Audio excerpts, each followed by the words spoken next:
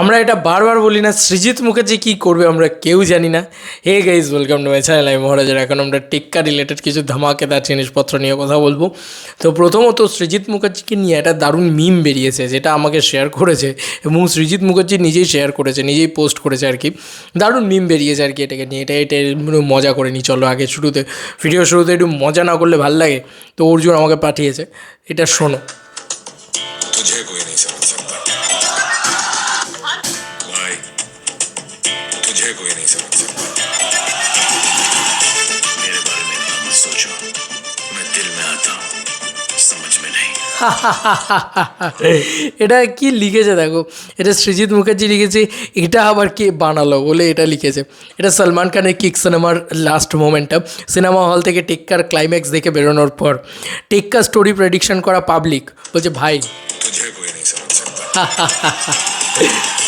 मेरे बारे में इतना मत सोचो, मैं दिल में आता हूँ, समझ में नहीं। हो दिल में आता हो दिमाग में, দিল মে নেই আতা দিমাগ মে। মানে সৃজিত মুখার্জি এমনভাবে খেলে দেবে না সত্যি, মানে আগে থেকে কিছু আমরা বুঝতে পারবো না, হঠাৎ করে দেখবো আরিশ সাবাস এই পুরো খেলাই ঘুরিয়ে দিয়েছে, খেলাই চেঞ্জ করে দিয়েছে। এটা সত্যি কথা, এটাই হয় কিন্তু, এটা কিন্তু মানতেই হবে। মানে এটা নিয়ে এটা মানে এটা হয় কিন্তু, এটা একদম মানে স্পেশালি একটা বিষয়। যাই হোক, এবার পরবর্তী যে জিনিসটাকে নিয়ে আমরা কথা বলবো সেটা হচ্ছে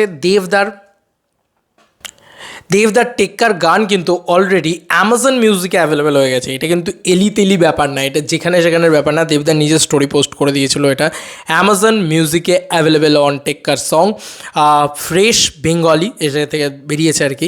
দেবদার টেক্কার গান দিয়ে কিন্তু তারা পোস্ট করেছে এবং তোমায় ছেড়ে যেতে পারলাম কই এই গানটা বেরিয়ে গেছিলো এবং আমি শিওর যে এখন তাসের দেশে গানটাও বেরিয়ে গেছে। তাসের দেশের গানটা আমার সব থেকে ফেভারিট হয়েছে। তোমায় ছেড়ে যেতে পারলাম কই ভালো লেগেছে, বাট তাসের দেশের গানটা যেন আমার beyond level, expectation level beyond ছিটকে বের করে দিয়েছে। এত ভালো লেগেছে আর কি তাসের দেশে বেশি ভালো লেগেছে কোথাও গিয়ে বলতে গেলে। যাই হোক, যেটা বলার, তো এটা কোথাও গিয়ে দেবদার নিজেও স্টোরি পোস্ট করেছে, কোথাও গিয়ে এটা বলা যেতে পারে যে one of the biggest achievement যে অ্যামাজন মিউজিকে কিন্তু দেবদার টেক্কার গান অ্যাভেলেবেল হয়ে গেল।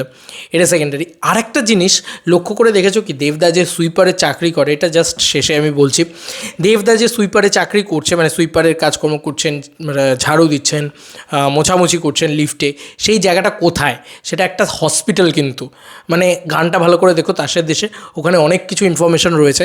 এরকম একটা ছোট জিনিস আমি লুপে দেখছি তো সিনেমার মানে গানটা, তো আমার মনে হলো যে উনি হসপিটালে ডিউটি করতেন কোনোভাবে। আর ওই পুরো বিল্ডিংটা কি তাহলে কোনো হসপিটাল? কারণ রুক্মিণীকে আমরা হসপিটাল থেকে বেরোতে দেখি, কি অদ্ভুত লাগছে। মানে হসপিটালের সাথে একটা অফিস ওয়ার্কের কী সম্পর্ক বুঝতে পারছি না আমি এখনও অবধি, ওটা ক্লিয়ার হচ্ছে না। ওই যে বললাম সৃজিত মুখার্জি মানে যা কিছু করে দিতে পারে, সব কিছু তার তছনছ করে দিতে পারে। তো এই ছিল এখনকার মতো টেক্কা নিয়ে ভিডিও। তোমাদের আর কি মতামত, এন্টায়ার ভিডিওটাকে নিয়ে জানিও কমেন্ট সেকশনে। চলো বন্ধুরা, নতুন কোনো ভিডিওতে দেখা হবে, বাই।